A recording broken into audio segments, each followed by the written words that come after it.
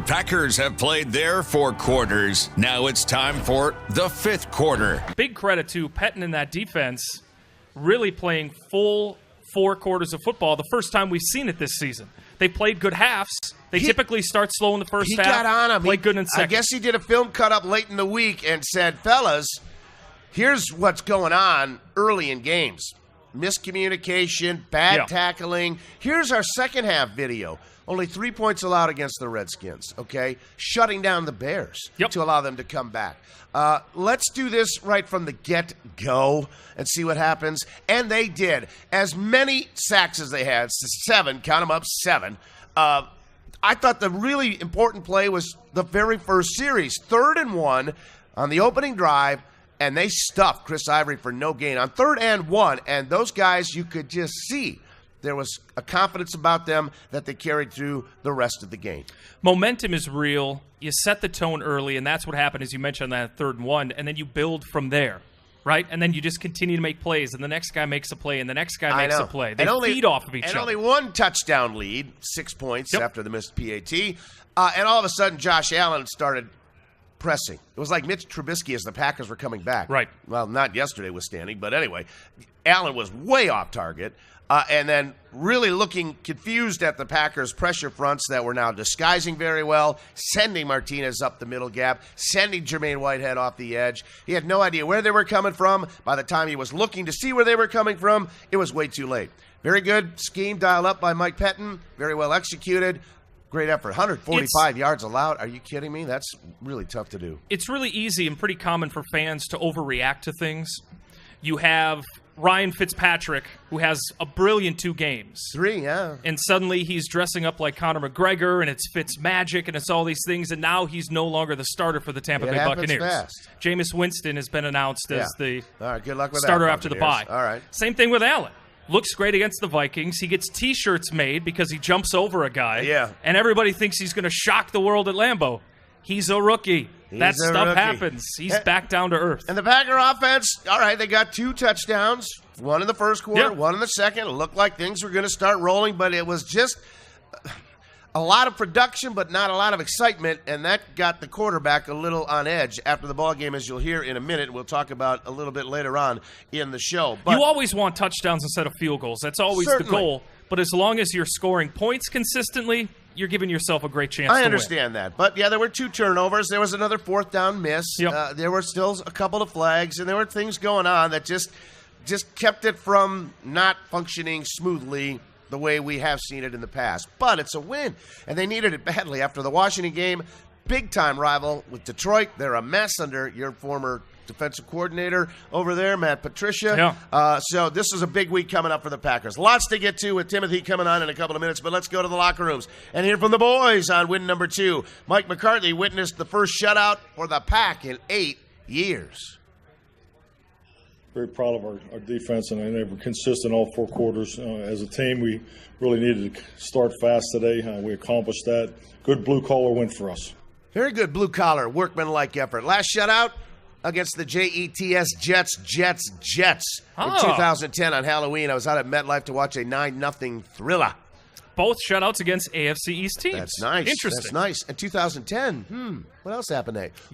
All right, pump the brakes. All right, I will. Too soon for that. I know. Bills head coach Sean McDermott on a painful afternoon. Look, this is a team game, right? So it wasn't just offense; it was defense, special teams, all of us in it together, and so we've got to learn from this, continue to develop and build, and I'm sure Josh, as you mentioned earlier, Josh will learn from that situation. I think he will. It is a team game, but a lot of it was the offense yesterday. 5 for 19 in the first half. His passer rating 17.9. Oh my goodness, it was not pretty at all. And then count them up: 7 sacks. Kyler Fackrell with a hat trick. It helps at the end there when you know they're going to pass and you can kind of just tee off, but obviously I'm really happy about the sacks. Very understated kid. On his way to his first Pro Bowl appearance. Possibly, but good for Kyler. Really good for Kyler. Well done. Blake Martinez, he got one, and he said, "We never let this kid loose like the Vikings did and paid dearly for it last Sunday." No, yeah, I mean, he was extremely athletic, fast quarterback. He's able to do a lot of things. Obviously, we saw the Anthony Barr where he jumped over him. Those types of plays, and I think for all of us, we just knew as long as we trust each other and make sure we do our jobs, especially keeping contained and then keeping a guy to not allow him to kind of open it up in the middle, we can get him on the ground. They got him on the ground. Speaking of being a little salty, Blake Martinez, keep that helmet on. Yeah, well, that was kind of didn't hear the whistle, a lot of pushing and shoving. Got hit in the face. And then he got hit in the face, and then the hat came off, and he knew it was not a good thing. It was Alexander that threw Allen to the ground, right? I believe so. That knocked him down, and Allen went flying backwards. Yeah. Jair's a feisty one. We'll hear from him, actually, next, because when the ball did go in the air, when Allen wasn't on the ground, the results were not real good. 2 picks, including, an easy one for the number 1 draft choice that took points off the board and led to a 16-0 lead at the half. Oh yeah. That was like the most concentration I put forward to anything in a couple months actually. So I just had to make sure I secured the bag. Once I secured the bag, I just tried to give Mason some good field position offense. Get some points. Is that a new thing that I don't know? We'll have to ask Tim. We're about not hip on. Calling the ball the bag. The bag? I don't know. Yeah, secure the bag. He got it, that's for sure. Speaking of points, Aaron Jones, our guest last week, he produced 6 points, giving the offense a lift again. Oh, yes, sir. I think I did. My first carry was long one, explosive. So I feel like I did. And, they was already rolling, but I just gave them an extra little spark. Yeah, big spark. That was Flint City. 30-yard dash, 17-yard screen with incredible balance on that play. Keep giving that guy the ball. And then he got pretty good pad level on the 3-yard touch against that safety. Poor safety he was. 13-0, then 16-0 at the half. Couple more field goals in the second half, and the route was on, right? So why was Aaron Rodgers such a sourpuss after the game? He called the offense terrible. It was as bad as we played on offense with that many yards in a long time. You watched the game. I played it. No, I think a lot of people played really good, but there was no flow to the game. There was a little bit in the first half. After that, nothing. After that, nothing. When pressed, made some insinuations about game planning, play calling. Yeah. This isn't the first time that he and the boss haven't seen quite eye to eye. There were a couple of columns today in the paper, taking that even a step further, saying it could be poisonous if this thing doesn't get resolved. But potential rift with him and McCarthy. I don't know. I'm going to celebrate my 35th wedding anniversary in another month, and it hasn't been all great. It's been really good. Don't get me wrong, but.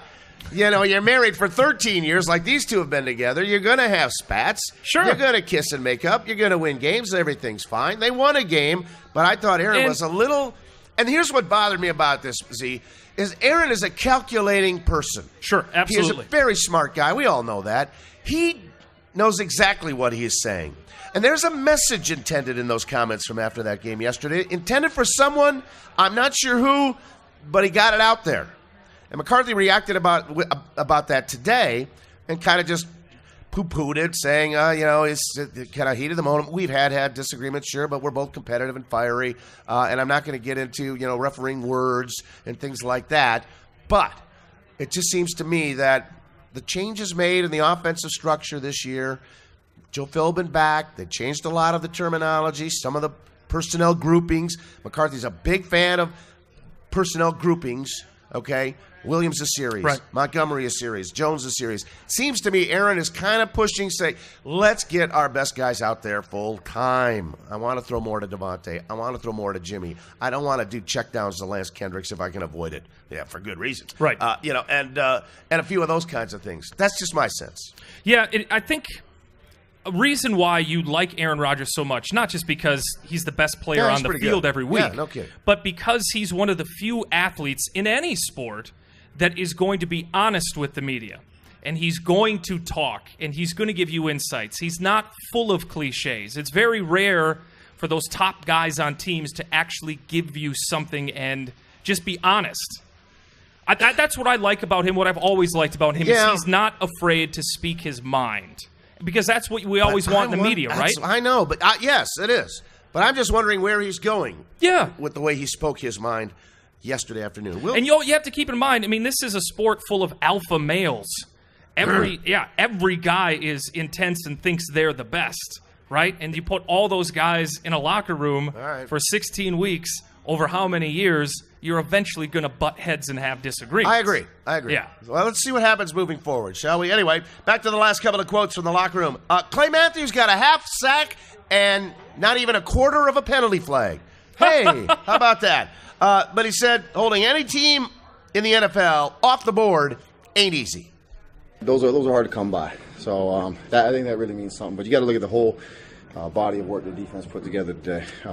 So I thought we did a great job. And then obviously when they sit back and pass, we brought a number of pressures. Young quarterback, tried to take advantage of that. Overall, I thought it was a great defensive effort. I think the league just told the referees, forget about this roughing the passer. Give him stupid stuff. Just there give were Clay 7 1 week sacks. off. There were 11 quarterback hits by Yeah. the Packers and not a single flag. And some of them were hard, and Aaron got hit hard on a couple of times. But anyway. it shows you what can happen when you put consistent pressure on an offense. Yeah, no it's kidding. nice. Finally, Mason Crosby. Yeah, 3 field goals, 2 from 52. All right, missed PAT. That spoiled his day. But he stayed on the high road, summing up the Packers' first month of 2018. Obviously, we have no issues battling through adversity. I mean, a lot of guys we just never say die. We just keep pushing. I've had some close games, and like I said, this finally here just played a full 4 quarters and got a good win at home. A very good win at home for the Pack in the throwback unis. Yeah, you still like those 30-something uniforms? I guess they're selling. But tan pants, yellow hats. Eesh. What? Who are you, Joan Rivers? No. Yeah. Now you're critiquing people's style? I'm tired of the throwbacks. Yeah, I all really right. am. I All kind of right. like the white, things they wore on the Thursday night game a year ago better than that. But anyway, All right. good win for the Pack. 22-0 over the Buffalo Bills. All right, when we come back, we're going to meet a kid with a lot of confidence and a big-time arm. It's a lot of fun, too. Tim Boyle, our guest. When the 5th quarter returns, we are live in Wausau and Sheboygan. Thanks for tuning in and viewing us on our Midwest Communication website stream. And from The View, you never know what you're going to find any night of the week, are you, Z? Come out on Wednesdays for Singo. All Musical right. bingo every Wednesday from 6 to 9. Double bubble every Monday from 10 a.m. till 10 a.m. close. Every That's other a lot of weekday. bubbles. Every other weekday, it's 10 to 7. Logan Spicer is going to be playing inside of the Stadium View 6 to 9 tomorrow. He's fantastic. He's very, very good. They got DJ Trivia on Thursdays. The Gamblers home opener is this Friday. Already? Hockey season. And I know it's not a home game for Packers-Lions, but spend it here at the View. You get free shots every Packer touchdown, Bloody Mary bar, and broasted chicken. All right. And That look is and look for me at Wisconsin. Ford Field on Sunday. All right, when we come back, Tim Boyle joins us. Don't go away. 5th quarter returns right after this timeout. We now return you to the 5th quarter, live from the Stadium View Bar and Grill. Here are Mark Daniels and Matt Z. All right, welcome back, everybody. Packers over the Bills, 22-0. Got out of the game relatively clean. Geronimo Allison in the concussion protocol. That's too bad. And Jair Alexander kind of yanked a groin. Talked to Jair again today. He's feeling a lot better, so hopefully he will be back for the Pack when they get ready to take on the Detroit Lions. It's a pleasure to introduce our guest this evening. He is a rookie out of Eastern Kentucky by way of the University of Connecticut. Signed with the Packers in May, and he was just going to be a camp arm. Come on in, throw the ball around a little bit so we don't wear out Rodgers, Hundley, and Kaiser. But lo and behold, this guy's like one of only 50 in the world who was on an NFL roster at the quarterback position, and he earned it, ladies and gentlemen. Please welcome Tim Boyle to the Stadium View and the 5th quarter. Hello, Tim. How you doing? Good, how are you? I'm fantastic. Good. Thanks for having me. Yeah, thanks for coming over, especially, Sunday after the game. I'm out of a guest. I run to the QB corner. I figured Rodgers might be busy tonight, so I hit up to Sean, and he said he was busy, and I'm glad you made it. Thanks for coming over. I think you have a great story. You are one of the true long shots that seized an opportunity that not many saw coming, perhaps other than you and Morgan, who you brought with you tonight. Yeah. Yeah, shout out to my girlfriend. Hi, Morgan. Give her a round of applause. Yeah. Thanks for coming over. Yeah, so... How'd you do it? Yeah, so a lot of ups and downs. Like you said, started at UConn for 3 years and then transferred to EKU. But, by no means, had a great college career. Packers were nice enough to give me a shot. And, I always told myself that I'd make the best of an opportunity. So I did that, and now I'm learning from one of the best in the game. That's nice. Yeah, that's a bonus for sure. How you kind of realized when you transferred you're going to slip through some cracks. And did anybody else come out to Eastern Kentucky to take a look at you? Yeah, there were some schools. I think I showed enough potential where there were, teams interested in me, and I had a list of probably 7 to 8 teams that I thought were going to, possibly pull the trigger on me. But, until draft day, you don't really know exactly what's going to happen. So, the Packers called me and worked out a deal, and I was here, a couple weeks later. So you come here with a 2-time MVP. Mm-hmm. You come here with a guy who started 7 games as a 4th-round pick. Mm-hmm. And you come here with a guy that they just traded for, giving up a former number 1 pick. Yep. That's a big depth chart in front of you. It is. And, I talked to my agent, my family. It's kind of just it's one of those situations where you go and you control the controllables. You come in here, you look at the quarterback situation, and like you said, it's a little overwhelming, as a rookie, undrafted. But, I told myself the reps that I'm going to get, I have to take advantage of, and I thought I did a good job in preseason and learning the offense, and, things fell in the right direction for me. But you were also obviously aware that, okay, it is Aaron Rodgers. Yeah. It is a quarterback-friendly system with a guy who's coached a lot of really good quarterbacks. This is probably as good a place as any to learn the pro offense, learn the pro game, learn how pretty good quarterbacks do it. Yeah, and Aaron's done a great job of taking the younger guys. When I say younger guys, Brett was obviously a younger guy as well. But Deshaun and I think Aaron's experience with Favre and kind of the relationship they had molded Aaron to be this guy who's completely understanding of the younger guy situations. They understand that we have a lot of learning to do in a short amount of time. And Aaron's been great the whole time.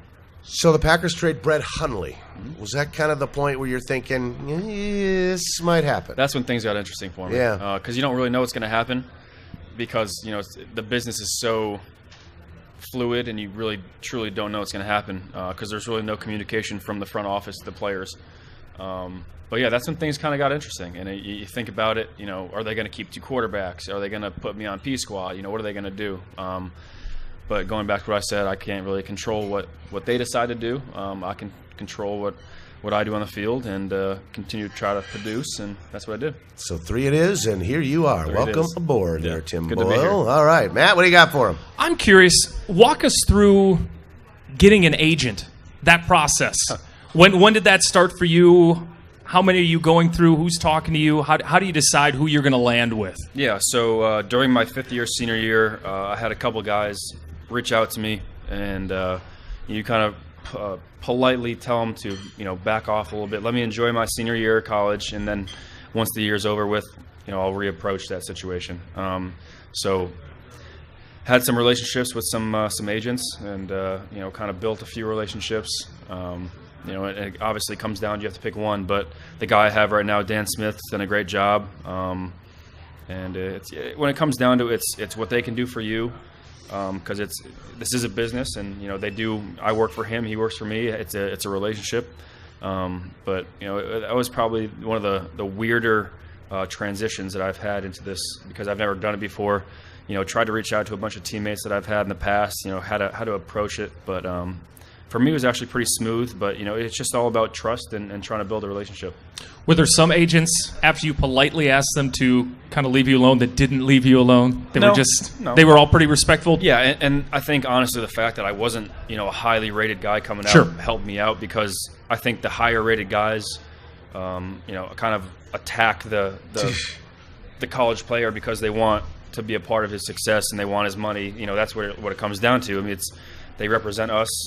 But I had probably 3 or 4 agents, and they were kind of lower name guys, which is completely fine. And they have a couple guys in the league, but I think the fact that I was a lower level guy, they kind of respected what I asked. Where were you when you decided Packers?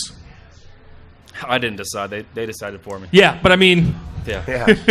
But yeah. Well, you still had to say yes when the phone rang. You still have to say yes. Yeah. So, what was that day like? So that was day 3 of the draft. So that was the last couple rounds of the draft. It was midway through the 7th round, and I got a call from one of the scouts saying, "Hey, we want to try to get a deal done."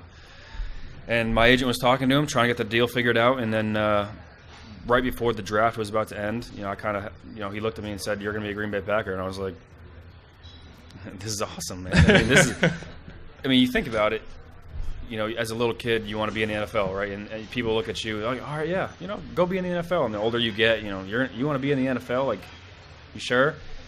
But just the fact that I persevered and I came through those downs, and I continued to work at my craft, and it paid off. And like you guys, it's Aaron Rodgers. I remember watching Aaron when I was in middle school. Oh, Lord. He was drafted when I was 9 years old. I'm not going to tell you what quarterbacks I was watching in middle school. Yeah. So you just Tim won't know any of them anyway. Yeah. Star, I think you know. But yeah, you just think about it and my ride here, and just how blessed I am to have the opportunity to be. I really didn't know a whole lot about the Green Bay Packers. I knew about the tradition, the history, but the fans, Lambeau. It's all amazing. Who were you with when? That day, I was made. with my agent and a couple of his buddies who were helping out. We were all kind of in a hotel room watching the draft, seeing how things were going to play out. But yeah, I had a house full of people waiting for me.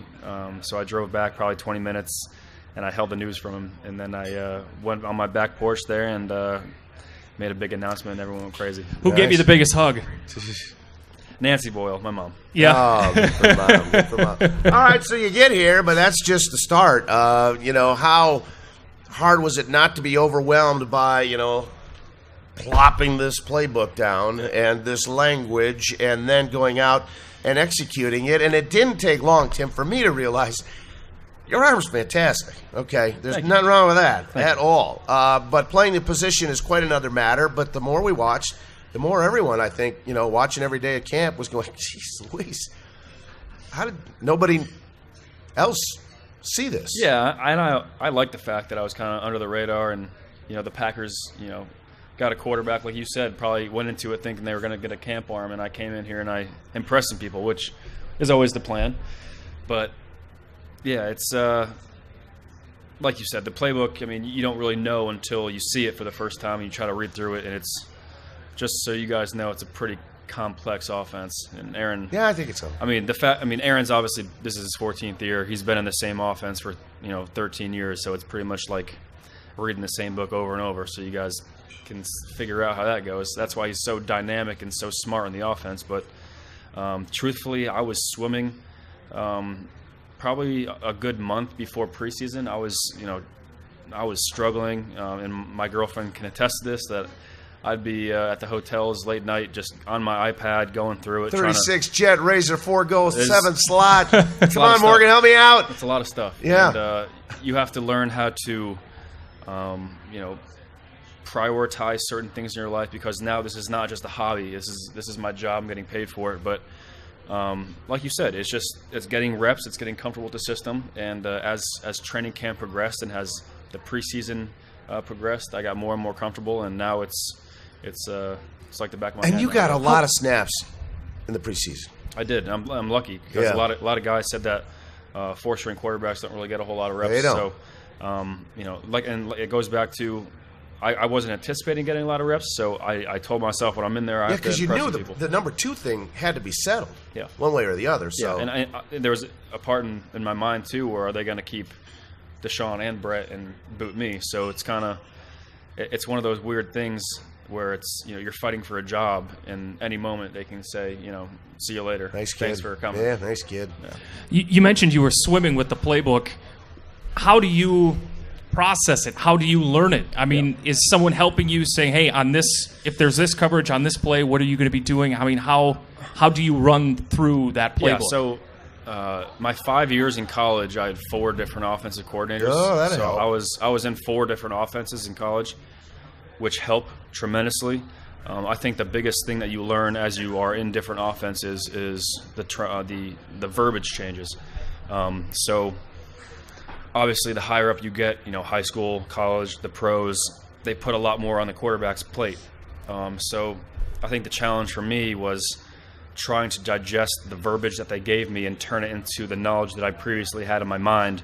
And then all the checks and all the different alarms and the plays on plays on plays that you can run, I had to kind of really dive into those and understand why we're calling certain plays. But just from a verbiage standpoint, just trying to spit some of these words out fast. You have to hear it in your helmet one time, and you have to. And the biggest thing is you have to picture it, because once you picture it in your head, you can confidently walk into the huddle and you can tell your other 10 guys what the play is. But when the offense coordinator puts it in your helmet one time and you're thinking about what the formation is or the protection or the run, you have to go back into the huddle and you have to spit it back out. It's challenging. It's like me telling you a 15-word sentence one time, and you got to memorize it and spit it back out to a bunch of 10 guys looking at you. So it's challenging. I would imagine. First time you hear it, you're probably blubbering like a drunk trying to tell your guy, this is it. Yeah, exactly. And that's where the whole the stereotype of rookies, like rookie quarterbacks. I mean, it's real. So you could feel for Josh a little bit yesterday. Yeah, and what he had to go through. There's no question about that. We're going to take a break. When we come back, more with Tim Boyle. Don't go away. The fifth quarter returns to the Stadium View right after this. We now return you to the fifth quarter, live from the Stadium View Bar and Grill. Here are Mark Daniels and Matt Z. All right, welcome back. Tim Boyle, our guest tonight, getting an education on how a rookie quarterback finds his way into the National Football League. But we're going to take a break for just a moment to play the hot play of the day. You know how this works. Our friends from Robinson have a prize for you tonight if you can guess the hot play of the day from yesterday's ball game. If you are correct, you'll take home the prize and also get qualified for the grand prize at the end of the year, a pair of indoor club seats to the Packers v. Lions rematch, round 1 coming up on Sunday. All right, Z, who do we got in there for the hot play? Phil is up first. Phil, what's your guess? What's the hot play? Graham's touchdown. Hot play gave the Pack all the points they would need, Bill. You're right. Let's hear it. Out of the shotgun. He fakes the handoff to Montgomery, dumps it over to Jimmy Graham, left side of the pylon, touchdown. In the north end zone, and Jimmy Graham enjoys a Lambeau leap. They beat Raphael Bush and Ryan Lewis. Well-designed play. 3-yard touchdown pass to Jimmy Graham. And Wayne, part of the design was a beautiful rub, shall we call it, rub from Geronimo Allison. That was more than a rub. Yeah. I tweeted out, Jimmy Graham hasn't seen a pick and roll like that since he was playing hoops at the U in Miami. I mean, that thing was a clear get-in-the-way pick. But Graham on a second touchdown catch as a Packer. Ooh, but this was the first one that counted. I didn't celebrate probably as long as I did the last one just in case because I was exhausted last time. But, for this one to count, it feels good. That first one taken away was pretty tough. Yeah, he'll get over it. That's 70 for his career for Jimmy Graham. Yeah, he's a pretty good player in the NFL. I think he's a pretty good player. He's had a nice career. I think he's had a good run. It won't be the nice last. Addition. Anyway, congrats, Bill. You're in. We'll do the Coldplay a little bit later on. Tim, what do you think of how the offense functioned or misfunctioned or whatever? It was so many yards, 11 of 19 on third downs. Time of possession was whoppingly out of whack. 140-plus rushing. 22 points. Got Aaron a little ruffled. Yeah, and Aaron's so competitive. Well, I understand that. That's why, we know that. That's why you see Aaron kind of down at the end of the game. But a win's a win. Especially in the NFL, it's hard to win a game in the NFL. But I think Aaron said it best. We just couldn't find a rhythm. 22 points for our offense. I think he believes is unacceptable. 5 drops didn't help. Yeah, and it's there were those, but the running game, it's coming. Yeah, but I think what's in Aaron's mind is he's thinking, when we play a really good team down the road late in the year, when there are some bumps and bruises. It's not going to be late in the year with that schedule you got. Yeah. 22 points with that amount of yards and as much talent we have on offense and defense. 22 points, I don't think it's going to cut it. All right. Randall did go with a hamstring injury. He said he could not run full speed. I talked to Randall today, and that happened late in the week. That hurt. Geronimo leaves with a concussion. All of a sudden, more young kids. Marquez in the ball game. Jamon Moore in the ball game. It's just kind of that's part of the whole. We need the rhythm. Yeah, thing. it's football, next man up mentality, and it's we all know the offense well enough, but it's getting on the same page with Aaron. I think the biggest thing is Aaron's all about trust out there on the field. You have to be at the right place at the right time. And I think that's where the 3 rookie receivers need to continue to improve. Perfect example of that was Marquez. That 4th and 3 pass, took it a little deep when the coverage was tight because they knew it was only 4th and 3. Didn't flatten it out just quite enough to Aaron's liking, and he let him know. But came back later in the game and over the top. Great stutter move, gets him open for 38. All three of those guys are very trust building. Yeah. We hear a lot about that. There's something to that. Talk about that with a quarterback. And you were in college. You had to do it with a new group of receivers all the time. Yeah, it's huge. It's those are our best friends, other than the offensive linemen, obviously. But those are the guys who make the plays for us. So it's all about trust, timing. Kind of understanding how they move in and out of breaks, because every single guy's different. You have Randall, who's a little more shifty, a little quicker, and then you have a guy like Gmo, who's a little longer, not as quick out of his breaks. You have to understand, if you have this route with this guy, you have to put it a little different. So it's all a matter of trust, timing, and that's huge with Aaron. So I just wanted to ask you about, you are a rookie, Josh Allen's a rookie, Darnold's playing, Mayfield's playing, Rosen's playing. They're all playing a lot right now. Just from your experience of the preseason action and what Allen was experiencing, we talked about it at the top. He is seeing formations defensively that he probably hadn't seen a whole lot on film. I know Mike Pettin dialed up a lot of new things. The whole processing of that information and trying to run the play, it just doesn't happen as fast for a guy who's processing that information, and that's what happens to him. Yeah, it's challenging. Going from college to NFL and trying to start at the quarterback position is challenging. It has to be a very quarterback-friendly system. I think I don't think any other teams will admit it, but I think a lot of the offense kind of, I wouldn't say dumbs down, but it gets a little more condensed when you have a rookie quarterback, just to take a little bit off his plate. But Josh, all the quarterbacks, all the rookie quarterbacks, are doing a great job. But it's like you said, it is challenging. And I'm speaking from experience from preseason games. I mean, it's challenging to play in the NFL. To, like I said, look your other 10 guys in the huddle, look them in the eye, and say, this is the play. Go out there, see the defense, try to execute the play under a good defense. I mean, when you have a defense who shuts out a team for the first time in 8 years, I mean we're playing some good. Very hard to do, no question about it. Only the second this year in the NFL. See, you grew up in Hartford, Connecticut, right? Yes. What's your first football memory from growing up? Grew up a UConn fan. Remember going to UConn games with my parents. So I think that's the best. Kind of the early 2000s, going to Rentschler Field and watching the Huskies play. Your dad was an athlete, right? He played football? He played football for a year in college, but he was a big wrestler. Big wrestler? Big wrestler. Your sister rose crew or rode crew in college? Older sister went to Iona in New York and, did crew. Any other siblings? Little sister is a sophomore at Fordham. Okay. You and your older sister, sibling rivalry there, sports-wise? Always competitions with you two, so you was better at everything you did? Yeah. She's 17 months older than me, so we're pretty close. But, I think we hit that age where I was starting to get a little bigger than her, and, she was pushing me around a little bit and beating up on me. But we hit that age where I was starting to get a little bigger, and she backed off a little bit. But, it's all healthy. It's all supportive. They were both very athletic, but decided to kind of crew. She did a good job. She was a part of a talented team at Iona, and my little sister was a great volleyball player, but decided to kind of just be a regular student and kind of focus on her studies. So, how'd you decide on Connecticut? Obviously, grew up a Connecticut fan. That must have been a dream for you to play college ball for them. Yeah, I actually wanted no part of UConn. My recruiting process. Yeah. I thought it was a little too close to home. So, how'd you end up there then? Yeah, originally was going to commit to Florida. The Gators decided that they wanted to wait on another player and see what they were going to do. So moved on to Notre Dame. So I always tease Deshaun that I could have been his teammate. So Notre Dame, things didn't shake out, and then I committed to BC actually. So I was committed to BC my senior year of high school. Ooh, a Hasselbeck. Yeah, a lot of good quarterbacks. Matt Ryan, all those guys. No kidding.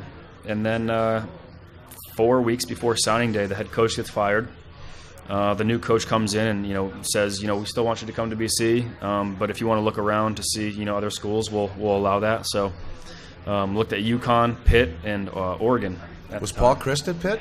He was. Yeah? Yeah, he was. And Marcus Mariota was still at Oregon. Yeah, those are some unusual hurdles.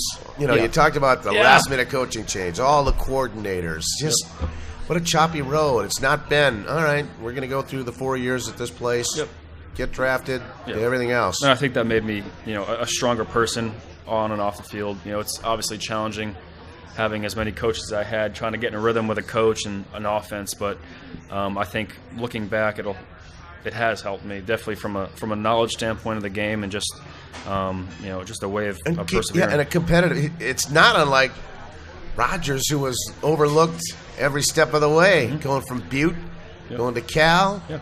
Definitely a chip on my shoulder. 24th pick. Yeah, it's there. I can see it. I can see it. Tim Boyle, our guest tonight. We're going to take a break. When we come back, we'll look ahead to the Motor City Kitties and the Detroit Lions and the rest of the NFL weekend news. Don't go away. More of the fifth quarter right after this timeout. Live from the Stadium View Bar and Grill, here are Mark Daniels and Matt Z. All right, welcome back, everybody. Tim Boyle on for one more segment, but before we get back to Timothy, we got to get a cold play from the game yesterday. We already have a hot play winner. Robinson's wants a cold play prize winner tonight.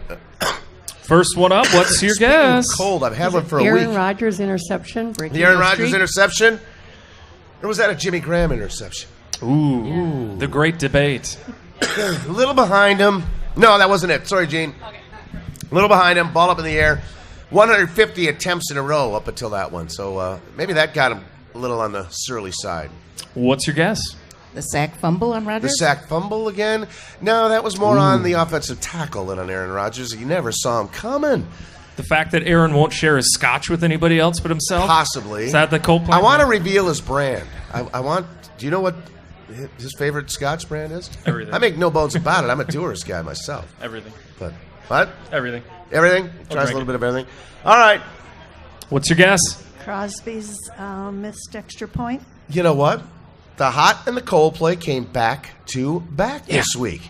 Not much chilly in a 22-0 shutout, but we found one, yep. After Jimmy Graham's touchdown, our hot play came Mason's extra point that clanked off cold metal. I don't know. I mean, I just opened up a little bit, just kind of a goofy one where they'll just knock those through all the time, and that one just kind of started off a little right, and unfortunately, wind was blowing a little left to right there, and I just stayed over. Kind of picky, but anyway, who's our winner? Bonnie, way to go. You're in. Yeah, poor Mason. He was good the rest of the day. No question about that, but had to come up with something, and that was our cold play of the day. Back-to-back snaps. That doesn't happen very often. All right, now to the Detroit Lions, back in the division. What's the process for you, Tim, in a typical meeting week? You kind of just recharge today. I know you're off tomorrow, but I'm sure you guys are all in anyway. You go to the building regardless, and off you go. Deshaun and I have a big day Tuesdays. That's when we break down our opponent, and we actually create a presentation for Aaron. Really? That we present to him on Wednesday. Try to make it funny. I get some fun facts about the area that we're playing. We kind of find a funny picture of either Aaron, our quarterback coach, someone, and kind of a little segment of please explain the picture. That's funny. But yeah, we just kind of have a little presentation of the defensive backs. What to expect, how to play them. But yeah, I mean, the week is all about number 12. It's Aaron does have a sense of humor that not a lot of people. I mean, he's very dry. He's very witty. But does he? I mean, is he a guffaw, knee slapping kind of guy at times too? No, he's more subtle. He's subtle. Depends on how much scotch. Yeah, I suppose. Life of the party, every. Aaron's a funny guy, but it's like you said, it's dry. It's very dry, and it's. I don't know if you guys ever seen The Office. Yeah. Yes. It's kind of like that humor. It's kind of just off a little. It's funny, but you have to understand the context of what he's doing, and it's just you have to know and be around him for a little bit to understand his humor. But it's fun. He's a fun guy. But I'm sure you've got plenty of material to come up with these kinds of things, though.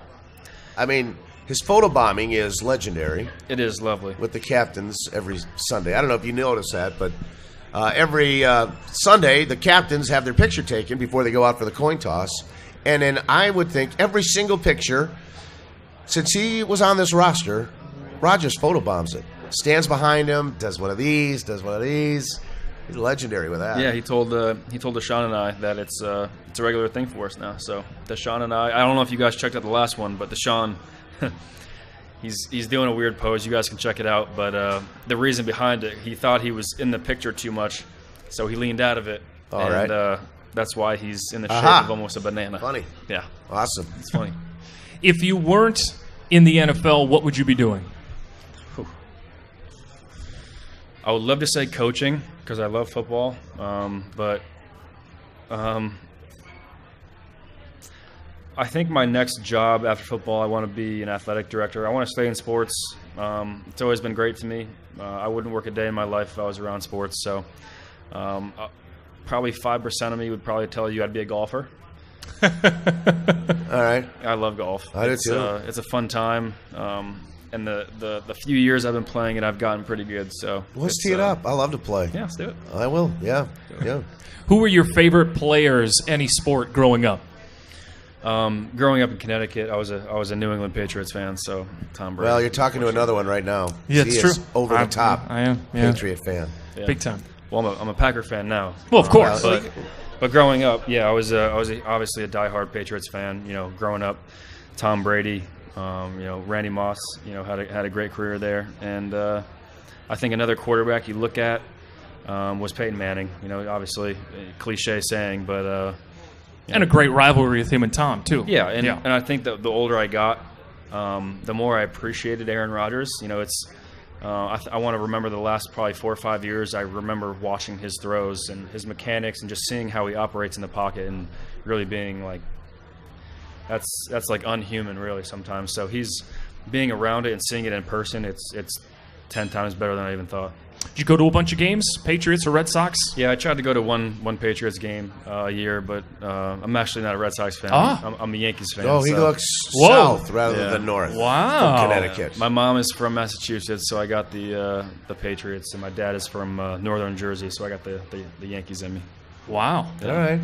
Speaking of baseball, how does that work between your mom and your dad? It's actually it's a common thing in Connecticut because you have New York City 2.5 hours away. You have Boston 2.5 hours away. So the whole state of Connecticut is split. But no, it's all love. It's all love. My parents are happily married, and they don't let sports get between them. Speaking of baseball, you're Donnie the Crew. We didn't even mention it. Congratulations, Milwaukee Brewers. The best team in the National League. It's interesting. 3-1 over the Cubs today, and they're 163rd at Wrigley. The Packers put up 22 points, shut out the Bills. Christian Yelich, your National League MVP. Where's number 22? I think it makes sense. I think it makes sense. He will be your National League MVP. Fantastic. Absolutely. Then your Yanks get the A's on what? Wednesday night. Wednesday. That's at New York, right? I believe so. Yeah, that's New York. All right, we wish him well. And Tim, we wish you well. Fantastic guest tonight. Great insight and stories on what it takes to take the road you had to take to get here to Green Bay. And we were talking during the break. Not a bad place to live. Love it here. Cost of living's great. It is. Fans love you. No matter what number you wear, where you're from, doesn't matter. You work at the mecca of professional football. Not bad living. Not a bad living. All right. Enjoy the living. Thank you. All right. Ladies and gentlemen, Tim Boyle joining us tonight. We're going to take a break. Wrap things up in a minute. Don't go away. Fifth quarter. Heads to the finish line right after this timeout. All right. Welcome back, everybody. What in the name of Sid Luckman is going on in Chicago? Mitch Trubisky, 6 TDs, 48-10 Bears. Tampa's defense isn't any good. 3-1 Bears. Only Sid Luckman has thrown more in a game for Chicago. 7, which is the NFL record, by the way. Mitch looked good.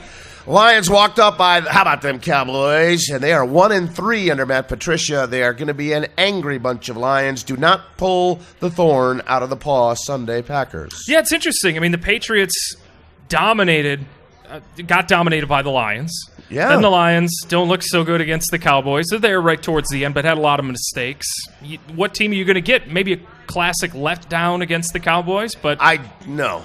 Big rivalry. So. Yeah, big this rivalry. is a big one. This is a very large game for the Packers. A real chance to kind of get a strengthening position here in this division race. Vikings are down to 2 losses after what happened to them out in L.A., and the Packers got to go there, not too far down the road either. So big weekend coming up for the Pack. We'll cover it all, obviously, so stick around for that. But before we go with the Pack away, you get to play at the Packer Pro Shop. Got a nice little gift card from our friends at Robinson's we're going to give away, and stick around. We got some more door prizes when we go off the air tonight.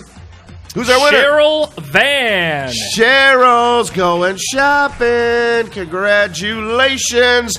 All right, Z. Have a good week. Yes. Thanks again to Tim Boyle. Thank you for all coming out. We'll see you next Monday night after the Packers take on the Lions in Detroit. Until then, this is Mark Daniels saying so long, everybody.